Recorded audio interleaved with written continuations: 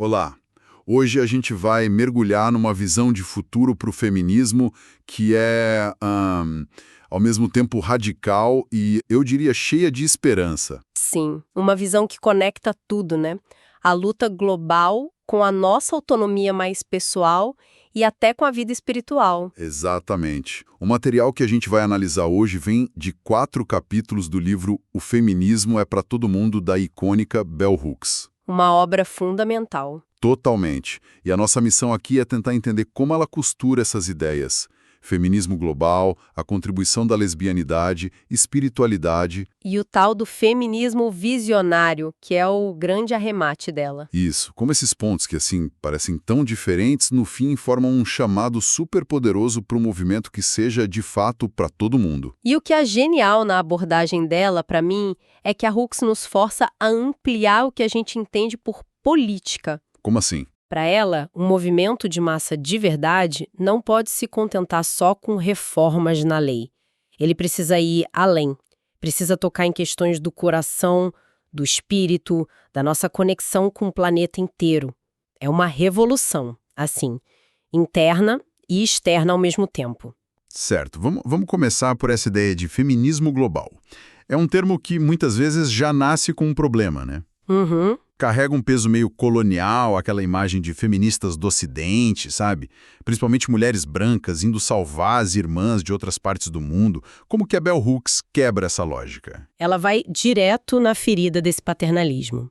A Hooks aponta que lá no início do movimento, as mulheres brancas e com privilégios de classe, elas meio que se autodeclararam as donas do feminismo. Ah, claro. E com isso colocaram todas as outras mulheres numa posição de seguidoras. Havia essa fantasia imperialista, como ela mesma chama, de que as mulheres nos Estados Unidos eram o auge da liberdade. E por isso teriam autoridade para ditar a agenda feminista para o resto do planeta. Exatamente. O que na prática é uma armadilha gigantesca, porque acaba reforçando as mesmas hierarquias de poder que o feminismo deveria estar combatendo. Pois é o colonizador mudando de roupa, mas mantendo a mesma atitude. Uhum. E para sair dessa armadilha, a Hooks propõe um caminho que é de descolonização do pensamento. Ela usa um exemplo muito forte. Qual? Em vez de uma feminista ocidental olhar para uma prática como a circuncisão feminina em algumas culturas e simplesmente rotular como bárbara ou primitiva, Que é o impulso inicial, né? é o impulso. Mas a perspectiva feminista global, a de verdade, faria uma conexão. Conectaria a misoginia por trás daquela prática com a misoginia por trás dos distúrbios alimentares ou da indústria de cirurgias plásticas de risco no Ocidente. Nossa, isso muda tudo. Muda completamente a perspectiva. Muda. Porque tira a discussão do campo do exótico ou do atrasado. Traz a lógica da opressão para dentro de casa.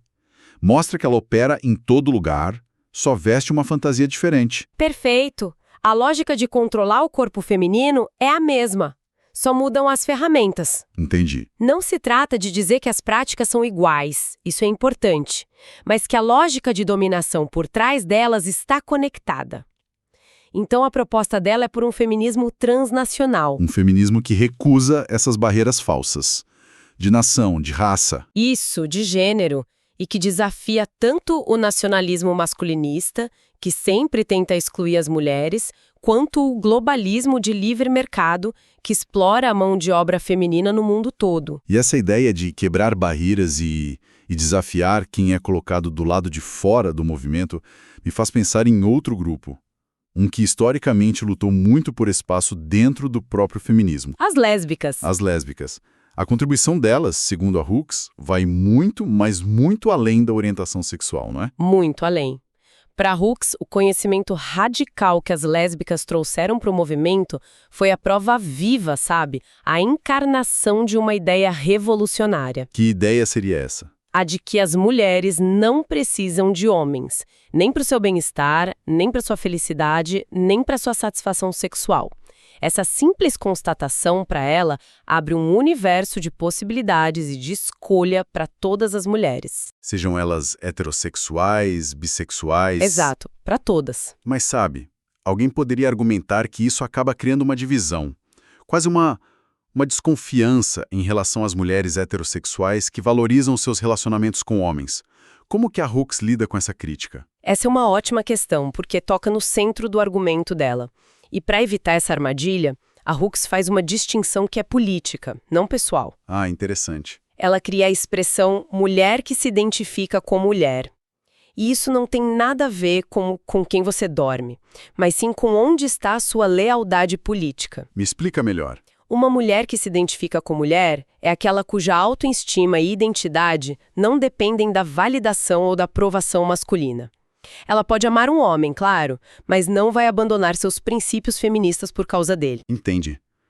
E a mulher que se identifica com o homem no raciocínio dela seria o oposto. Isso, seria aquela que, no momento de conflito, colocaria o relacionamento heterossexual e a aprovação masculina acima da sororidade ou dos princípios feministas. É uma distinção sobre o centro de gravidade político de cada uma. Exato.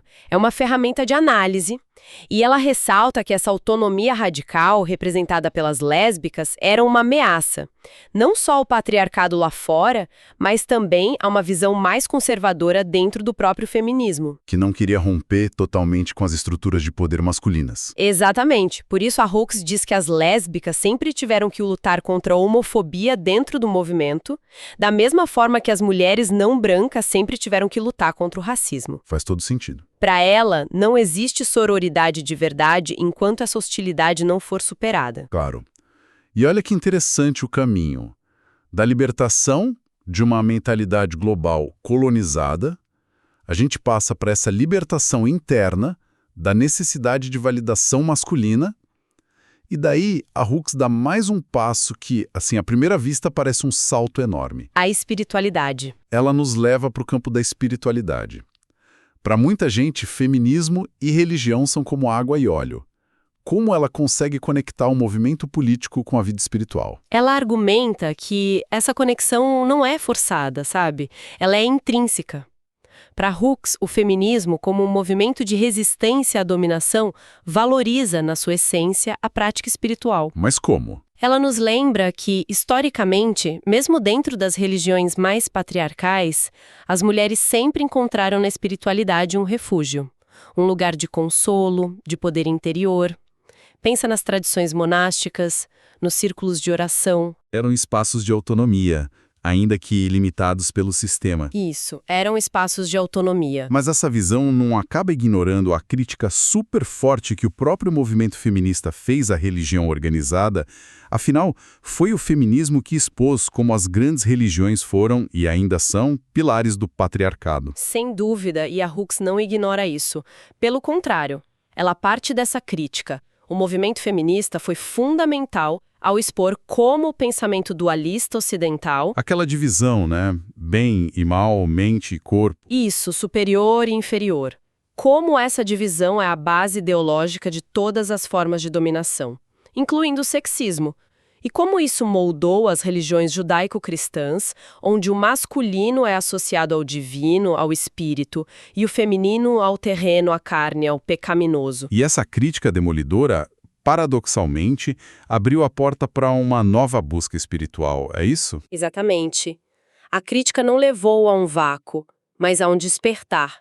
Muitas mulheres, ao se sentirem alienadas das religiões tradicionais, começaram a buscar espiritualidades alternativas. Sei. Centradas na natureza, na figura da deusa. Isso, ou mergulharam em tradições orientais como o budismo, que oferecia uma visão menos dualista. Um retorno ao sagrado feminino. E tem mais. A Hooks conecta o feminismo às teologias da libertação. Que nasceram aqui na América Latina? Pois é. Nessas teologias, a libertação dos oprimidos não é só uma questão social, é um ato de fé. Lutar contra o patriarcado, nessa visão, se torna uma tarefa divinamente ordenada. Nossa, então a espiritualidade se torna uma fonte de força para a luta política. Uhum. E a luta política se torna ela mesma uma prática espiritual. Uma alimenta a outra. Isso. Mas ela faz um alerta muito sério e muito atual. Qual? Ela identifica o fundamentalismo religioso de qualquer religião como a maior barreira para o avanço feminista global hoje. Com certeza. Porque o fundamentalismo ataca o feminismo em todas as frentes. Demoniza as feministas, ataca direitos reprodutivos, impõe uma sexualidade repressora. Tenta anular décadas de conquistas em nome de uma ordem patriarcal que eles dizem ser divina. Exatamente isso. Certo. Então, vamos juntar as peças. A gente tem um feminismo que precisa ser global, mas descolonizado, que aprende com a lesbianidade uma lição de autonomia radical e que reconhece a espiritualidade como uma força de resistência. Como que ela amarra tudo isso no que ela chama de feminismo visionário? O feminismo visionário é a síntese. É a proposta da Hooks para revigorar um movimento que, na visão dela, perdeu um pouco do fôlego. Ela argumenta que o movimento precisa operar em duas frentes, ao mesmo tempo. Duas frentes. É o que ela chama de sonho duplo. Sonho duplo. Gostei do termo. O que isso quer dizer na prática? Quer dizer que, por um lado, o feminismo precisa, sim, lutar por reformas dentro do sistema que a gente tem hoje. As batalhas do dia a dia. Igualdade salarial, licença parental. Isso. O fim da violência doméstica, direitos reprodutivos, são as batalhas urgentes, necessárias, mas, ao mesmo tempo, e é aqui que a coisa fica visionária, o movimento precisa trabalhar para desmontar a cultura de dominação por completo. Ah, entendi. O objetivo final não é só ter mais mulheres CEO, é criar um mundo com uma economia participativa, sem discriminação, baseado na mutualidade. Não é só quebrar o teto de vidro, é redesenhar a casa inteira. Perfeito, é exatamente isso. E por que essa renovação se tornou tão urgente na análise dela? Onde foi que o movimento tropeçou? Ela aponta 3 grandes obstáculos. O primeiro é o elitismo. A teoria feminista ficou muito acadêmica, presa num jargão que ninguém fora da universidade entende. Perdeu a conexão com as pessoas comuns. Virou um clube fechado. O segundo foi a cooptação pelo sistema, que ela chama de feminismo de poder. Que seria aquele feminismo que só quer que mulheres privilegiadas tenham o mesmo poder que os homens privilegiados. Sem mudar a estrutura. E, por fim, a traição de classe. Mulheres privilegiadas que, na prática, se beneficiam da exploração de outras mulheres, como trabalhadoras domésticas mal remuneradas, sem nunca questionar essa dinâmica. Isso explica por que tanta gente ainda tem uma imagem distorcida do feminismo ou se sente intimidada por ele. Então a visão dela não é só teórica, né? É um chamado à ação bem concreto. Muito concreto. Ela era uma educadora popular na essência. Ela insiste que é preciso criar materiais acessíveis para todo mundo, cartilhas, programas de TV, vídeos.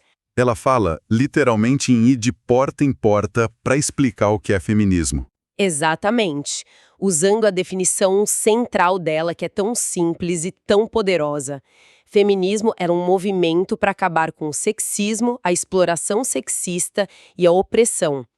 E ponto crucial, ela diz que é fundamental trazer os homens para essa conversa, mostrar que o patriarcado também os aprisiona e que existe uma visão de masculinidade feminista que é libertadora para eles também. Isso mesmo. E no meio de toda essa estratégia política, de toda essa teoria, ela coloca no centro de tudo uma emoção que a gente raramente associa com política. Sim, e essa é talvez a parte mais bonita e mais radical da visão dela.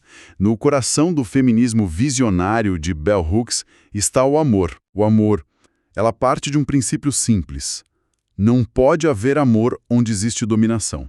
São forças incompatíveis. Claro. Portanto, as políticas feministas, ao lutarem pelo fim da dominação, não estão buscando apenas justiça ou igualdade como conceitos abstratos.